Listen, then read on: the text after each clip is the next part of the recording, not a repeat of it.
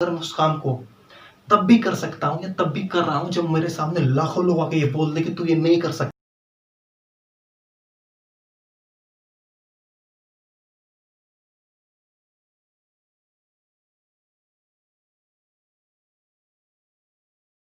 Hi youths, this is Shubham Mishra.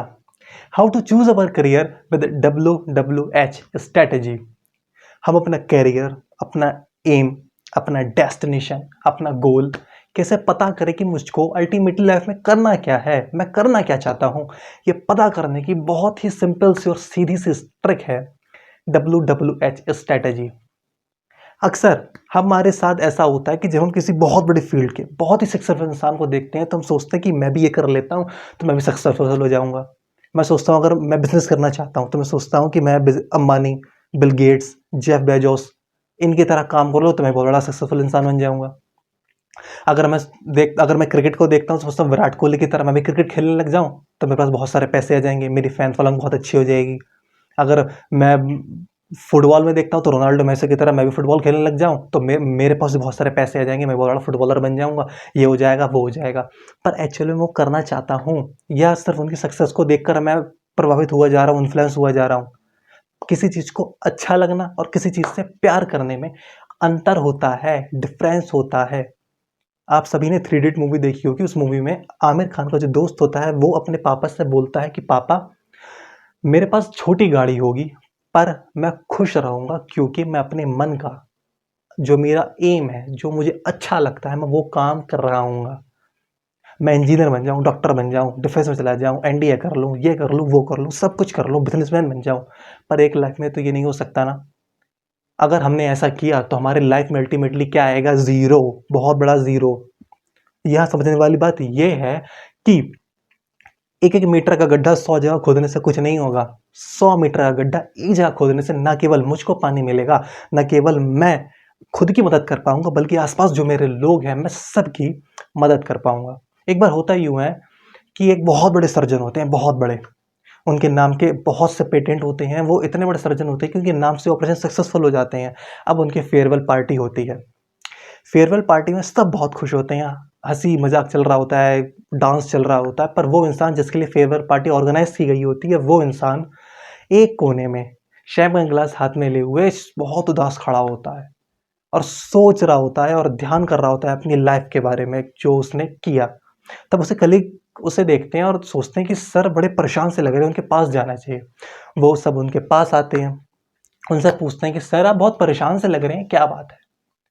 तो वो कहता है नहीं नहीं, not problem, everything is okay now. तो वो सब उससे कहते हैं नहीं sir, you can tell us. तब वो कहता है कि यार, आज मेरी फेयरवेल पार्टी है, आज मैं अपने कैरियर के आखिर में आ गया हूँ, आज मैं अपनी लाइफ के 11th आवर में हूँ। अब मुझे रियलाइज हो रहा है कि मुझको सर्जन बनना ही नहीं था। सब ये सुन के चौक हो जाते हैं, यार ये इंसान पागल हो गया है, इतना बड़ा इंसान जिसके नाम के लाखों पेटेंट है, अब ये बोल रहा है मुझे सर्जन बनना ही नहीं था। तो उसके कलीग कहते हैं सर ऐसा क्यों? बोला यार, बचपन में मेरी मम्मी ने मुझे किताबें पकड़ा दी थी कि तुझे बहुत सी पढ़ाई करनी है। मैं भी पढ़ाई में होशियार था, मैं पढ़ता गया और 12वीं क्लास के बाद मेरी मम्मी ने मेरा दाखिला मेडिकल कॉलेज में करा दिया। उन्होंने कहा कि बेटा तुझे डॉक्टर बनना है, सर्जन बनना है। मैंने कहा ठीक है जी, मैं भी पढ़ता गया और सर्जन बन गया। पर मैं ये अपनी लाइफ के दौरान किसी से नहीं कह पाया कि मुझे सर्जन नहीं, मुझे फुटबॉलर बनना है। इवन दूसरों को छोड़ो, मैं खुद से ही कमिट नहीं कर पाया कि मुझको सर्जन नहीं बनना, मुझे फुटबॉलर बनना था। और अब मैं सेटिस्फाई नहीं हूँ अपनी लाइफ से।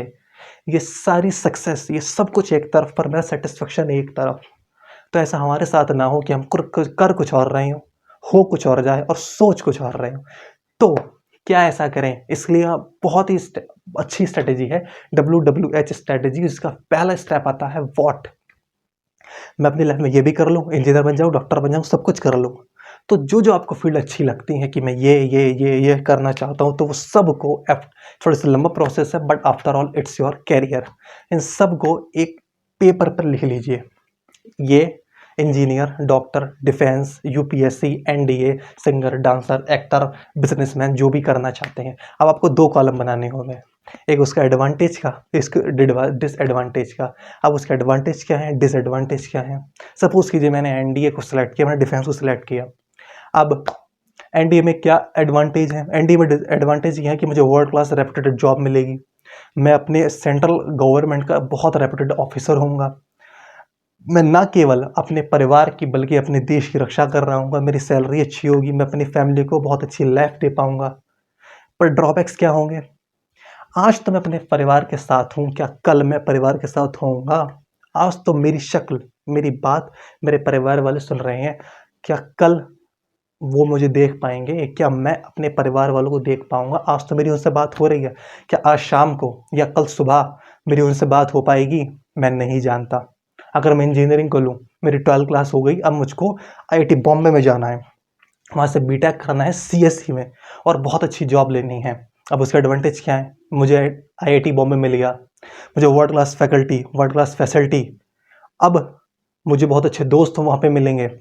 अगर मैंने बहुत अच्छी पढ़ाई करी तो और मेरा सीजीपी बहुत अच्छा रहा तो मुझे 35 से 40 लाख रुपए की नौकरी मिल जाएगी, मेरी लाइफ स्टाइल बहुत अच्छी हो जाएगी, मेरी बहुत अच्छी लग्जरियस लाइफ हो जाएगी। जो सेक्रीफाई मेरे मम्मी पापा ने किए थे मेरी कोचिंग के दौरान, मेरी पढ़ाई के दौरान, मैं उनको सब आउटकम दे पाऊंगा, उनको वो खुशियाँ दे पाऊंगा। मेरे पास मर्सिडीज ऑडीज होंगी।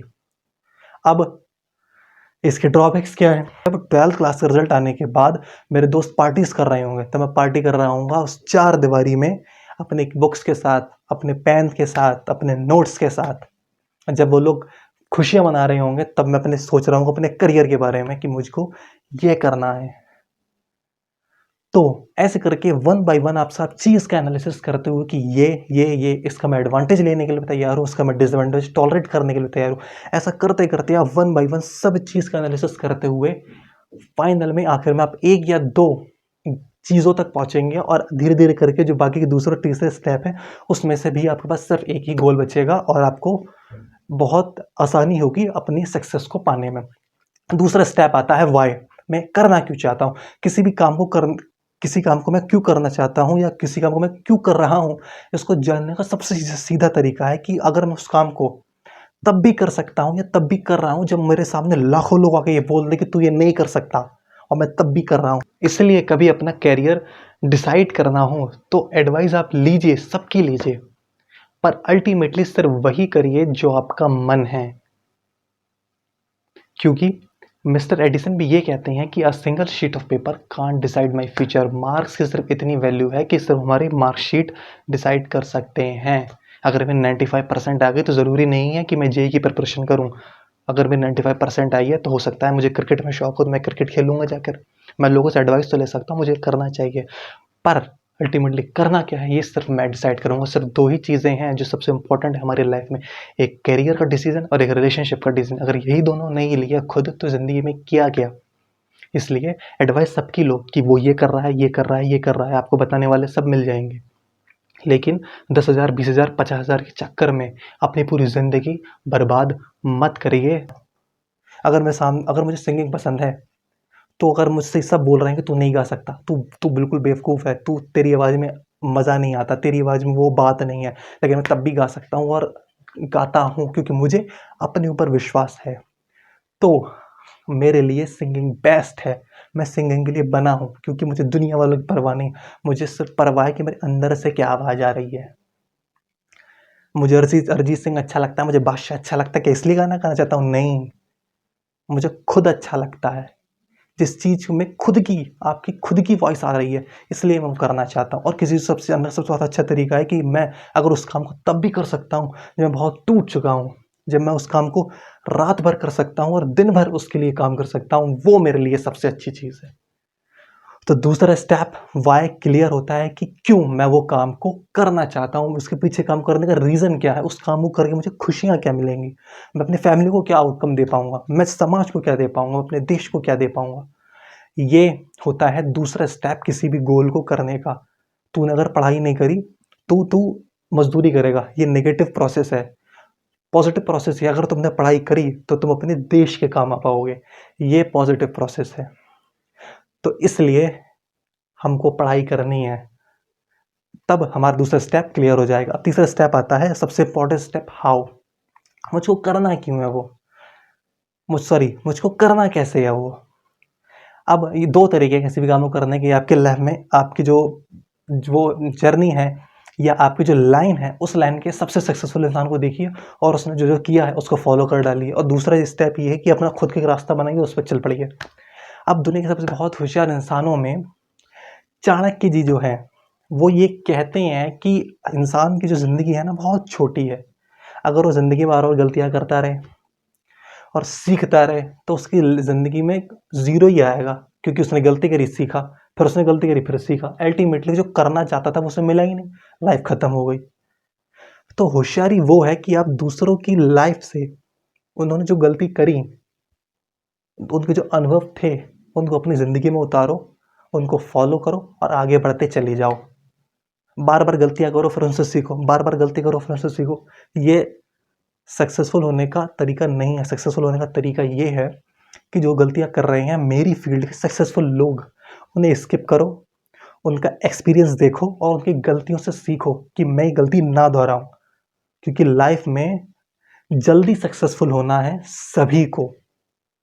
तो ये 3 स्टेप थे, व्हाट, वाई और हाउ। WWH स्ट्रेटेजी की मुझको क्या करना है, मुझको क्यों करना है, मुझको कैसे करना है। एंड में आपके पास आता है एक गोल और फिर आती है सक्सेस। और एक गोल, एक चीज़ लीजिए, because this time to take action, और उस एक्शन के पीछे लग जाइए अर्जुन की तरह। तो आई होप आपको सारी चीज़ समझ में आ गई होगी।